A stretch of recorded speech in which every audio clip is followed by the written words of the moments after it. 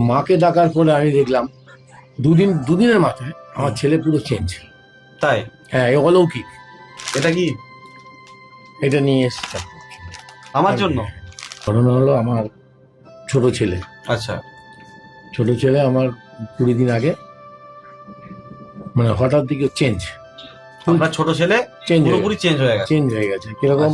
ঘরে আসছে, কাউকে দেখতে পাচ্ছে না, বাবাকে দেখতে পাচ্ছে না, মাকে দেখতে পাচ্ছে না, দাদাকে দেখতে পাচ্ছে না, দাদাকে মারতে যাচ্ছে। যে ছেলে বাসি খাবার খেত সে খাবার খাবো না, টাটকা মাছ নিয়ে আসবে, প্রতিদিন মাছ লাগবে আমার মাছ ছাড়া ভাত খাবো না, বাসি ভাত দিলেও খেত। মানে নিজের মধ্যে নিজেকে হারিয়ে ফেলেছে। হ্যাঁ, এবার প্রতি মুহূর্তে আমার সঙ্গে ঝামেলা করছে। আমাকে দেখতে গায়ে টাচই করতে পারছি না, আমি গায়ে আদর করতে যাচ্ছি তো আমাকে ছিটকে দিচ্ছে, মানে এমন ভাবে কথা বলছে, রুক্ষ মেজাজে মনে হয় আমি চর মেরে দিও। কিন্তু আমি সহ্য করে নিচ্ছি। কিছু আমি ডিউটিও যেতে পারছি না ওর ভয়তে, যদি বড় ছেলেকে আমার মেরে দেয় ডিউটি করে এসে।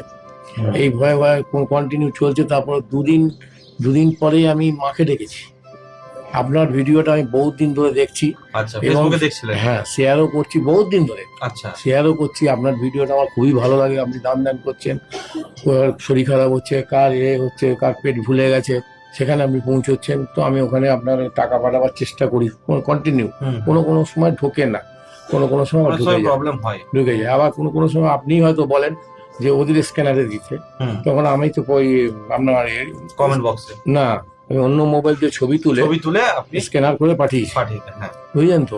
তো মাকে ডাকার পরে আমি দেখলাম দুদিনের মাথায় আমার ছেলে পুরো চেঞ্জ। তাই? হ্যাঁ, অলৌকিক, একদম পুরো অলৌকিক। আমি আপনাকে বলছি, শুনুন, অলৌকিক একদম। দুদিনের মাথায় কিরকম চেঞ্জ হলো ছেলে দেখছি আস্তে আস্তে আস্তে আস্তে আস্তে দেখলাম ওই যে ছেলেগুলো সঙ্গ দিচ্ছিল সেইগুলো কেটে গেল। তারপর আস্তে আস্তে দেখি আগে ঘরে ঢুকছিল না, এখন ঘরে ঢুকছে সকালবেলায় ঢুকে যাচ্ছে। আগে দুপুরবেলা ঢুকছিল, এখন সকালেই ঢুকে যাচ্ছে। এবং প্রায় ধরুন এখন 4-5 দিন পরে বলছে দাদাকে এরকম উল্টোপাল্টা বলছিলাম আমি, না দাদাকে বলা ঠিক না, নিজে থেকেই বলছে মাকে ডাকার পরে। বুঝলেন তো?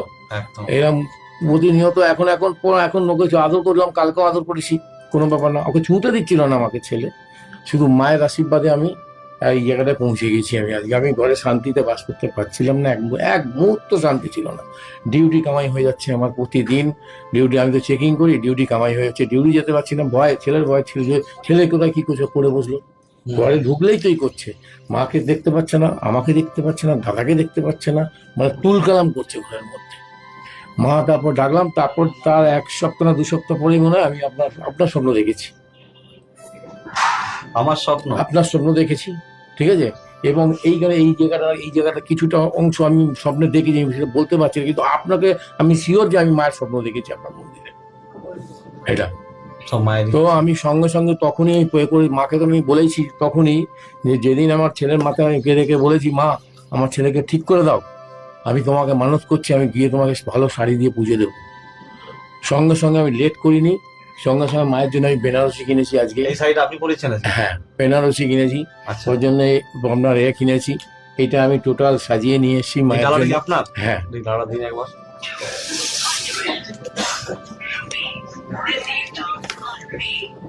এটা কি?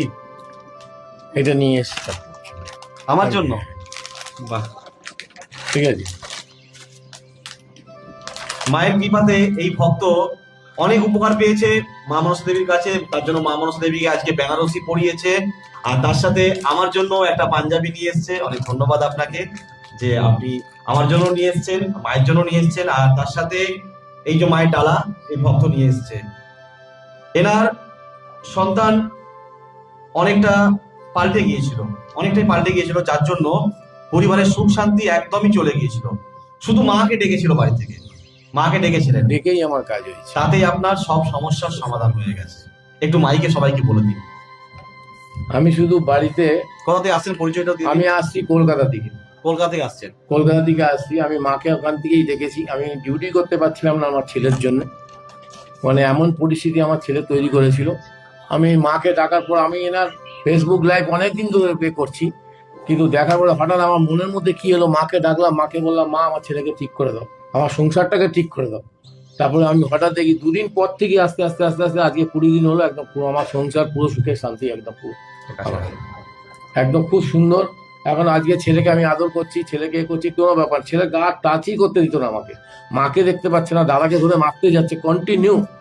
এখন সে পুরো চেঞ্জ, রিভার্স ক্যারেক্টার হয়ে গেছে। ওই একটা ছেলের জন্য গোটা ঘরটা আমার অশান্তি ছিল ভর্তি। কত বয়স ছেলেটা? ছেলের বয়স হচ্ছে 32।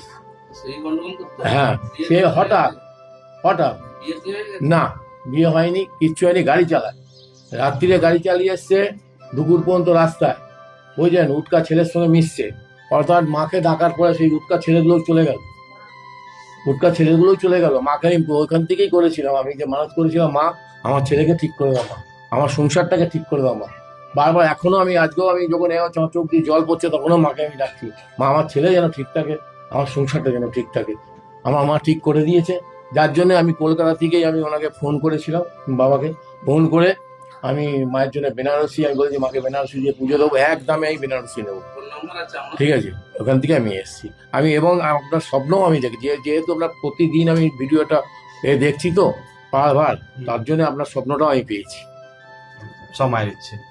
বিশ্বাসে মেলায় বস্তু, তর্কে বহুদূর। বিশ্বাস করলে মাকে পাবেন, বিশ্বাস না করলে তর্ক করে যাবেন। আর একটু আমার ছেলে, অর্থ দিয়ে মাকে কেনা সম্ভব নয়, শুধু ভক্তি দিয়ে মাকে পাওয়া সম্ভব। তাই ভক্তি দিয়ে সবাই একবার সকল ভক্ত মিলে জয় মা মনসা।